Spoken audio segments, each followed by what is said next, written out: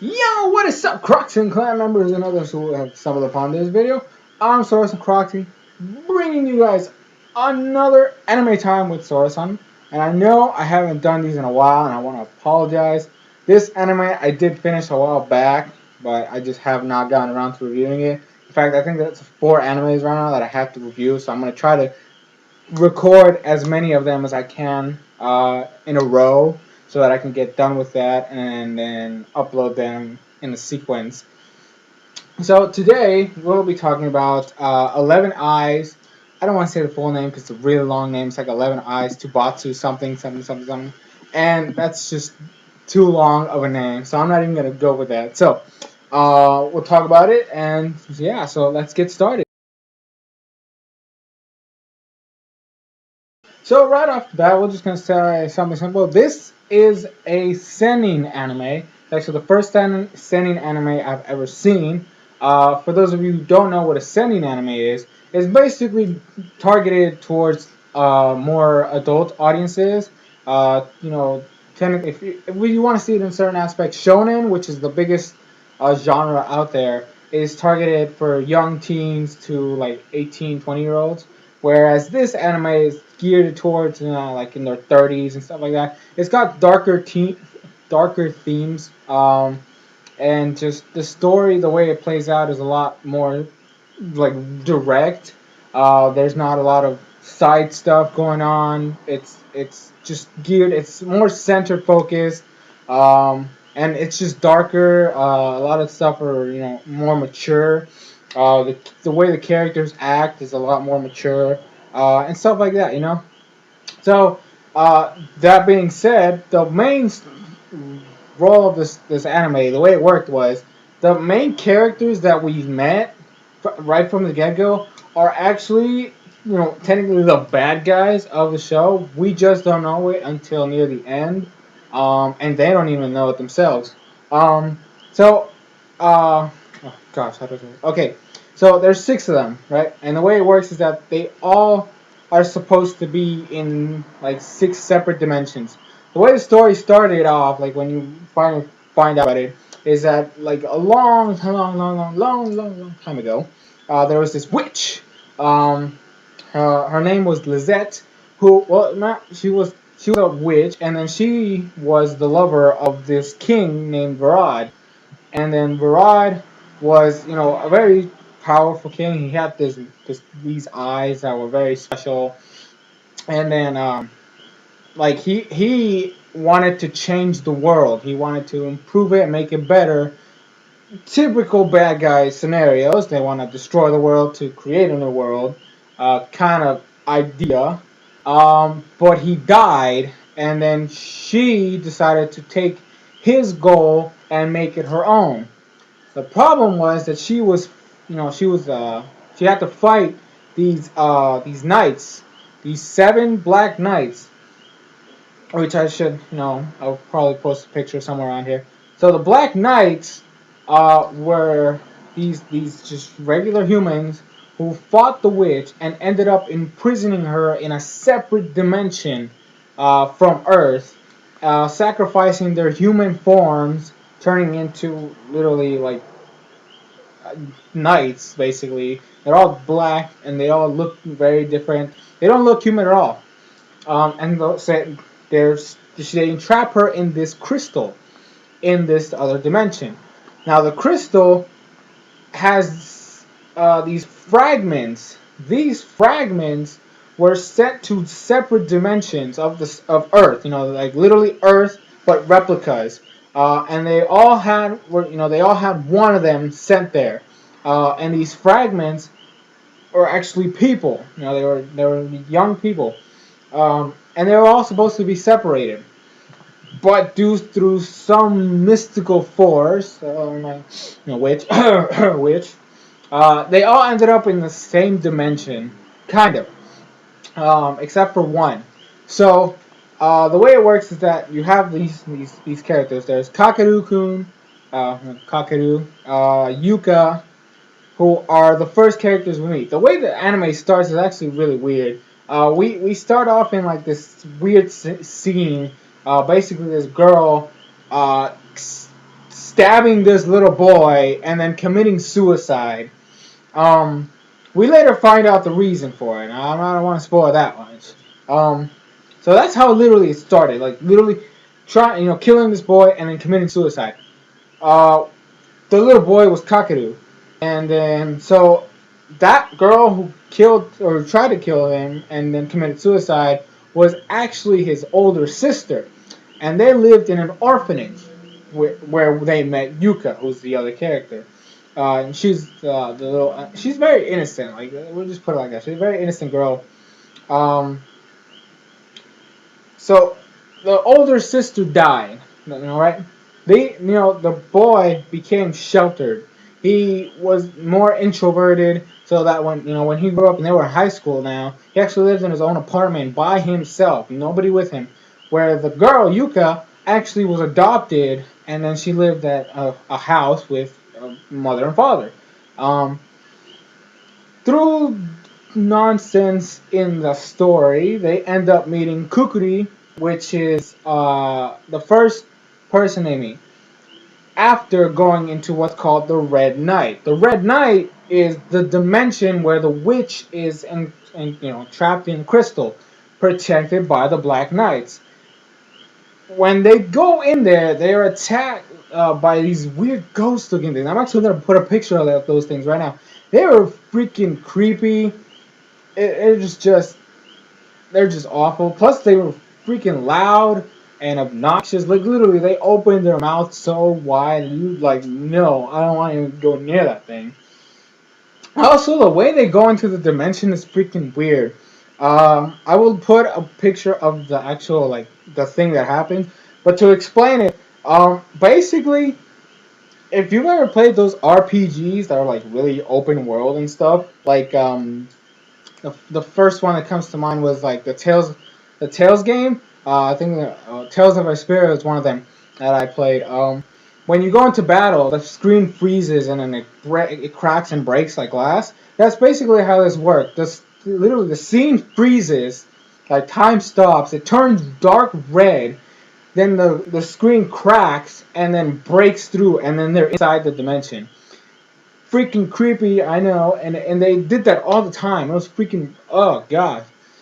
But see, this is the way the dimension works. They go into the dimension, but there's somehow like they travel in the dimension, but as they're traveling in the dimension, they're actually traveling in real life. Like they might be somewhere, and then they're in the dimension. They go somewhere else, and then when they get out of the Red Night, they are in a completely different area. Also, as a side note, all 6 characters that I'm going to mention right now, they are trapped in the city. They cannot get out. Like, it is literally impossible for them. So I said Kukuri, there's Mizuzu, and then Yukiko, and Takahisa. Those are like the 6 characters, I guess you could say. Here's the weird thing. When they meet Mizuzu, like right off the gate. Wait, was it Mizuzu? No, hold on. Who did they meet first? Like I said, it was a while ago, so I'm kind of like trying to remember this stuff. So like they went into the Red Knight the first time, and then they escaped, and then they went back because they keep going back in. Like, they can't escape it at all. It's freaking creepy.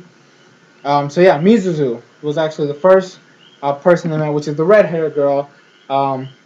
She's an Omnioji. Like, if you've watched those spirit animes or stuff that has to do with demons and like the people that fight them, that she's one of those. She's a spirit ghost demon fighter basically, and she has these 5 swords that are like in her fingernails. Like the symbols show up, and then like she chants a spell, and then she can bring out a sword from her hand.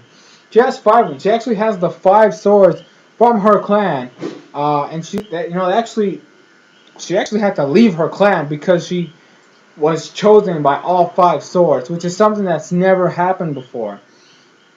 So like she was practically shunned by everybody.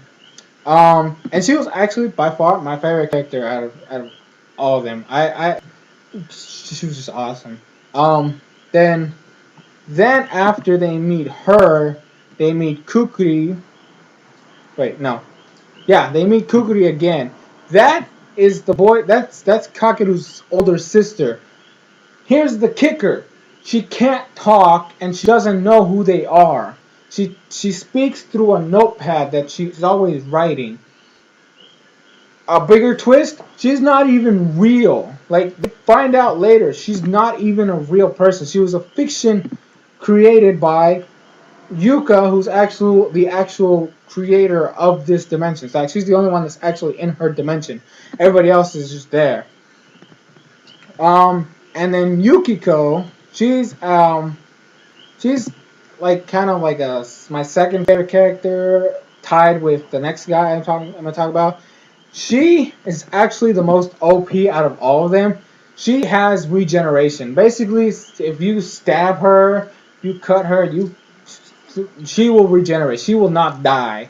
Basically, is what I'm saying. She has like um how do I say this? She was part of a military experiment, and then that's how she got this way. She has split personalities.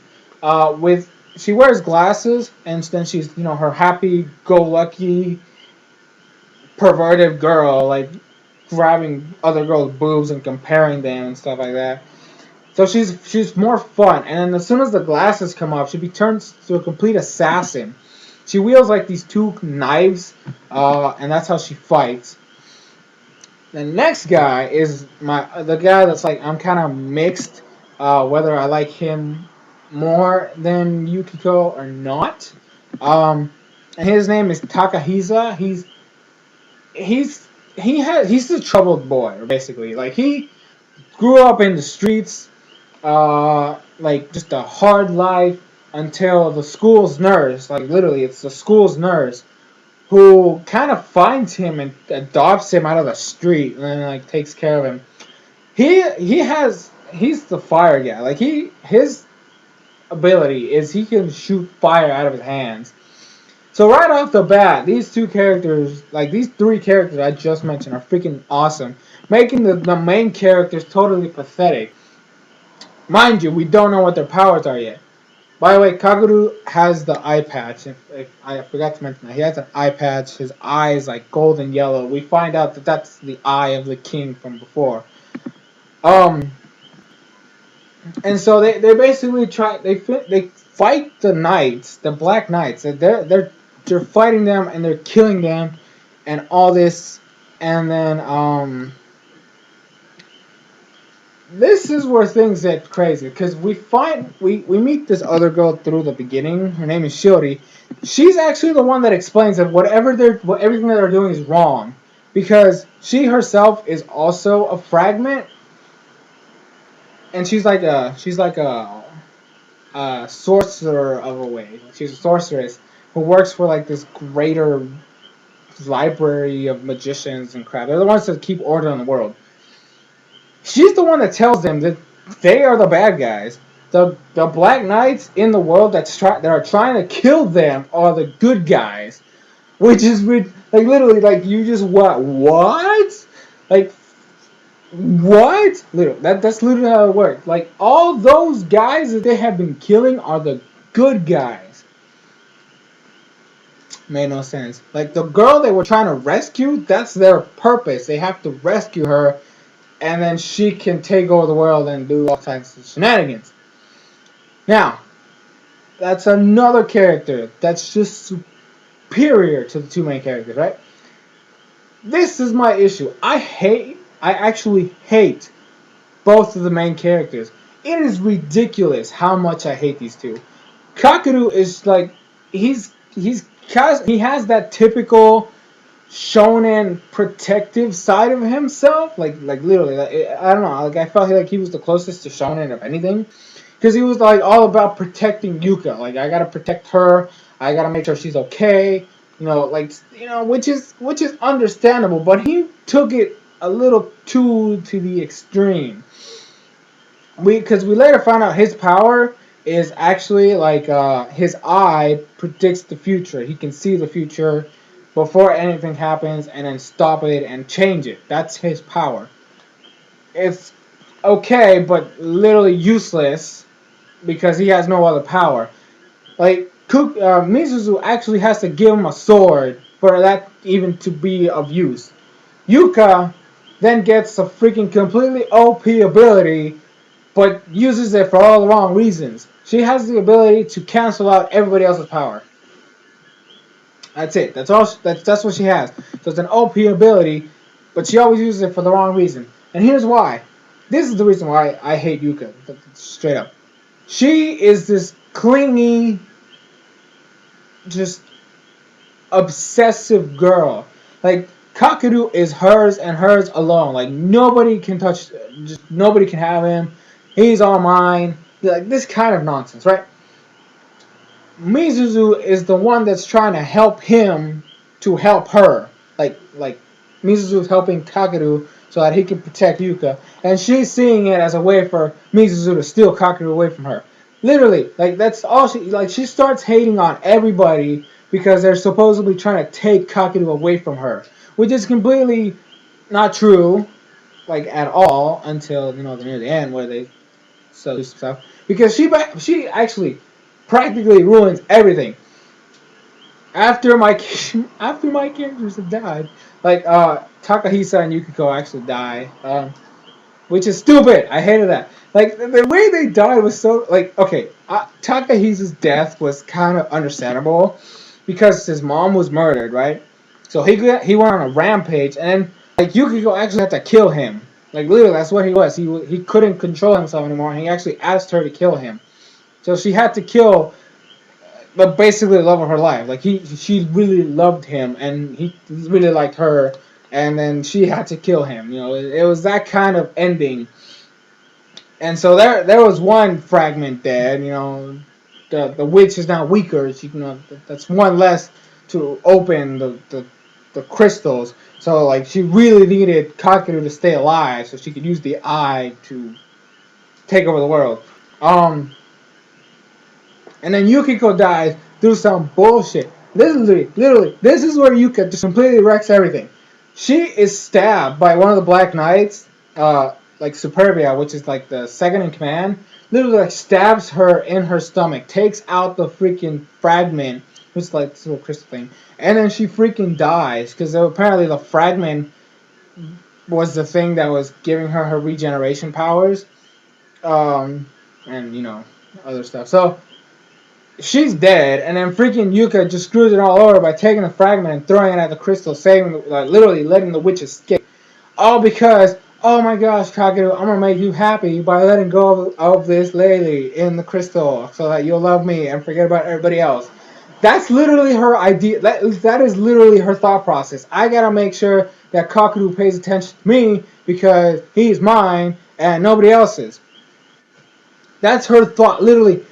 From the beginning, it was tolerable, but as the show progressed, and we got to see like this bonding between all the characters and how they needed to work with each other and protect each other, and the fact that it was a girl over boys ratio, she became this literally jealous, clingy, obsessive girl, and it was ridiculous. I got tired of it really fast. The way the anime ended was really freaking weird. Like it made no sense. The last two episodes were just awkward and made no sense whatsoever. In fact, like the second to last episode was a complete garbage. Like literally, like it served no purpose. It was one of those episodes where stuff is happening, but it's not really it never happened. Like that kind of stuff, which is really annoying. I really don't like it when animes do that. But overall, like it was a good show. I did like it for the back, the fact that it was new. Like it was a new way to watch something. Plus the way the characters, they weren't the good guys; they were actually the bad guys. So I kind of like that. And, it was something new to, like it's something that I wasn't used to, and I really appreciate that. But just don't give me main characters that are just freaking annoying. Like that is the one thing that just failed this. Also, there's like, I mean, it's kind of short too. Like it was only like 12 episodes long. It wasn't over, but I didn't watch it because even though I did like the anime, I just did not get the drive to watch the OVA. So I don't know what it's about. But yeah, so it's just, it was really weird. It was really weird. I I kind of want to suggest it, but only if you can see past the whole two main characters are like the worst thing in the world like scenario, because like Mizuzu starts hitting on Kakeru like near the end of the series, like near the end of the episodes, and then Yuka wasn't around. Like at the beginning, like with the stuff that she was doing, like she actually brought him back to life. You know, in a weird way, yes. And Yuka saw it, and then she got jealous. But literally, if it wasn't for her, she would have died. Like there was actually one point too where like she gave him some of her blood, so that in case she died, someone could have the blood of an Omnioji and be able to stop these people, and destroy the witch if anything happened. So she gave him some of her blood, so he would have that Omnioji blood mixing through his veins. And then freaking Yuka goes berserk saying that he needs to drink her blood now. And he's like, no. And she got all mad. And he's like, I saw you doing it with this girl. And I'm like, okay, like I said, she was an obsessive, and she was very clingy. She was very jealous and like completely nonsense that wasn't even real. And she just, I don't know, like she was just ridiculous, and I just hated her for it. So I don't know. We'll just leave it at that. I do suggest it. Anime, like if I were to give it a rating, because I always give a rating, I would give it like a 6 out of 10, because there were some good things. Maybe yeah, 6.5 out of 10, because there were some good things. I did enjoy the side characters. Like literally, the side characters are what made it for me. But the main characters were just so awful. Their personalities totally clashed in a bad way, and the way the thought process of Yuka were just completely wrecked it. I didn't like the opening. That's another thing. I just did not like the opening. So, but there were some good things in there. I liked the new perspective, the way they turned it around, saying, "Hey, the good guys are the bad guys," kind of scenario. I like that. I like the story with the witch. The witch story actually was really good too. Like the fact that she was, it was like a love story kind of scenario. Like, yeah, I'm gonna do this because my love of my life wanted me to do it. Granted, it was wrong for you to think like that, but it was nice to see that type of relationship. But anyways, that's enough of my rants. Thanks for watching. Be sure to comment down below. I don't know if any of you have seen this anime. I kind of, like I said before, I kind of would like to suggest it, but that main character bullshit is kind of like meh. So I don't know. But if you do end up watching it, let me know down below what you think of it. Thank you guys for watching this video. Hopefully I'll see you guys in the future ones that I'm gonna hopefully be making. This has been SoresanCrockxen. Thanks for watching. I'll see you guys later.